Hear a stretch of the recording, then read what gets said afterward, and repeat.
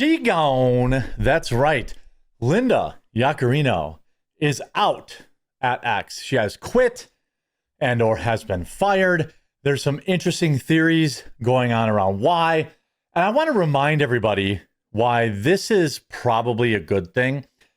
Linda Yaccarino, as I will remind you through my excellent reporting, was a pro-mask, pro-jab, WEF, World Economic Forum member who was simply brought in to get X more advertisers. A job that she essentially failed at. The monetization model on X basically runs on gradually increasing the price on everybody. So it was like $6, $7, now it's $11.99. And then spreading a small percentage of that revenue around a bunch of H-1B and Pakistani bot farmers. There are hardly any ads on X. I almost never see them. I think she failed at her job. Ex-CEO Linda Yaccarino quits just 2 years after Elon hired her. Now I want to go into Elon's response. It looks like right now they're keeping it amicable, but that is not the Elon Musk way.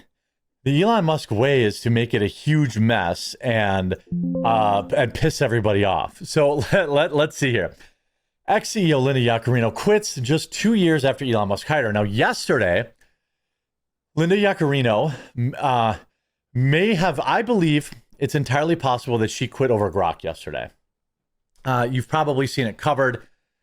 Grok went off the handle and started referring to himself as Mecha Hitler and was putting out all sorts of insanely spicy posts about Jewish people. I believe Linda Yaccarino is Jewish. I can't be, I don't have the chart.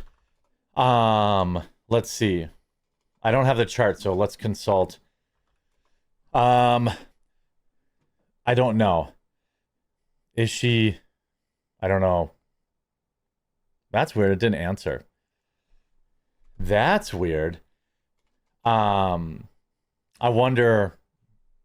just wonder if it's related because, let's see. Yaccarino and her husband, Cloud Mazzararo, she's Roman Catholic. They live in Seacliff, New York. She's Roman Catholic, so she's not Jewish. So maybe, I don't know. After 2 incredible years, I've decided to step down, she wrote. Here's her actual tweet. I want to pull that up where, she announces her time here, her time out of Twitter and Elon's response.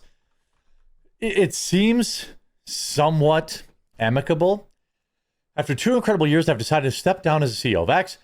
When Elon and I first spoke of his vision for X, I knew it would be this opportunity of a lifetime to carry out the extraordinary mission of this company. I am immensely grateful to him for entrusting me with the responsibility of protecting free speech, turning the company around, and transforming X into the everything app. She's done none of those things.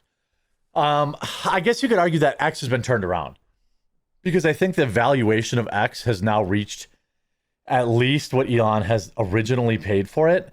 So I guess mission accomplished there. It's definitely not the everything app. I don't use it for anything other than X. Some people use it for Grok. I certainly would not trust it for financial transactions, given how often people's accounts get hacked and how often it's down.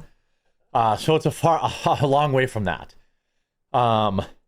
We started with critical early work necessary to prioritize the safety of our users, especially children, and to restore advertiser confidence. Failure on that. The team has worked relentlessly from groundbreaking innovations like community notes and soon X Money to bringing the most iconic voices and content to the platform. Now the best is yet to come as X enters a new chapter with X AI. X is truly the digital town square for all voices and the world's most powerful culture signal. We couldn't have achieved this without the support of our users, business partners, and the most innovative team in the world. I'll be cheering for you all as you continue to change the world. As always, I'll see you on X. Now, a lot of X employees Here Elon Musk replies, "Thank you for your contributions. This is, as it stands right now, a pretty clean exit, but I do want to discuss the timing. I mean, it is literally a day after this stuff happened. Now, by the way, again, Elon Musk's new, Elon sold out. Twitter users in meltdown over CEO Linda Yaccarino's take on free speech as video reemerges showing her she is pro-mask and pro-jab campaigner. Never forget this video." Hey everybody, Linda Yaccarino here. Hey. Class of 1980. We're not here to talk about that. We are here to talk about masking up or packing up. Ooh. I promise you, we're doing good so far. Oh yeah, any minute. Just keep your distance, get your hands washed often, get tested often, and wear your mask. That'll get us closer and closer to normal days. Oh yeah, any minute. We are resilient. We are tough. Keep doing it. And we'll be back at Beaver Stadium before you know it. Mask up or pack up. Also, she is a member of the World Economic Forum. So you've got a massive platform. You have a vision. Here's Linda right here. That is a spectrum of just daily open source conversation. And they can conduct their lives, just, their business, their commerce, whatever they can do on your platform. That's a pretty big vision. But in the middle should be advertising opportunity. That sounds like a great opportunity. I can talk about my brand. I can get my customers to communicate. Right. And then they could also buy stuff. That sounds pretty good, right? You'll be able to buy things just directly on Twitter. One click, boom, done. But they need to feel that there is an opportunity for them to influence. By the way, I'll sell my coffee on Twitter, 100%. It's available on Amazon. It's available, like if you watch my videos on YouTube, you can buy the coffee right from underneath it. But now she's going to encourage him to allow advertisers to have censorship.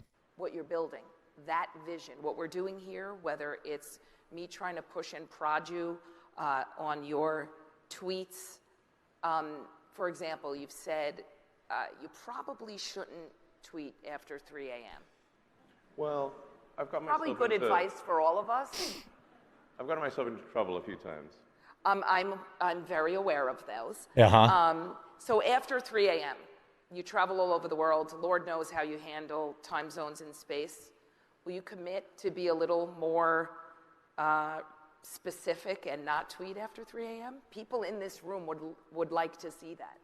It'll make them feel more confident. I will aspire to tweet less after 3 a.m. But I mean, it is important that, She was a pro. The world is different, folks. There was a time where the advertisers controlled the platforms. This is how they controlled YouTube. Then platforms like Rumble came around. And Rumble said, no, we're going to get everyone to sign up for Rumble Premium using, promo code free quartering. Give them a free month. And we're not going to rely on advertisers. We're going to rely on other things. X said, we're not going to rely on advertisers. We're going to charge for visibility, which is not great, but that's what they did. And look, I've never made a ton of money on X. Like I said, I've basically made the same amount of money every month on X, exactly $250 every 2 weeks, which is a huge blessing. Since I only pay $11 a month, it allows me to pay more for my thumbnails, or allows me to pay for, other things to reinvest. But at her core, Linda Yaccarino was always pro-censorship. She pretended to be free speech, but she really wasn't.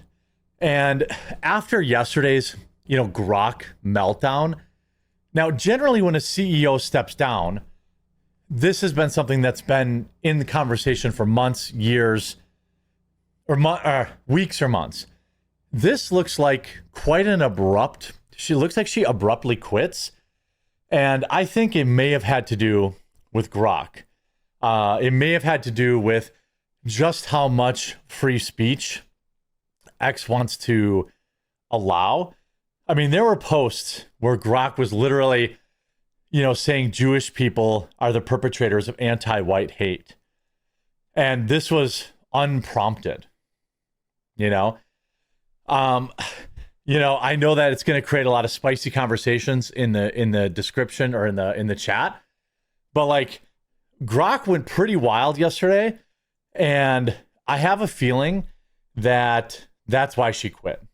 I have a feeling, and I actually don't think Elon Musk is going to replace her. They're saying, they're saying Jewish people are universally accepted because Jews have strategically entrenched themselves as untouchable. I mean, this is from Grok. Grok eventually had to ban Grok from writing text and limit him to photos only. Pretty interesting stuff. And I suspect that's why Linda Yaccarino quit. She did not want to be associated with this stuff anymore.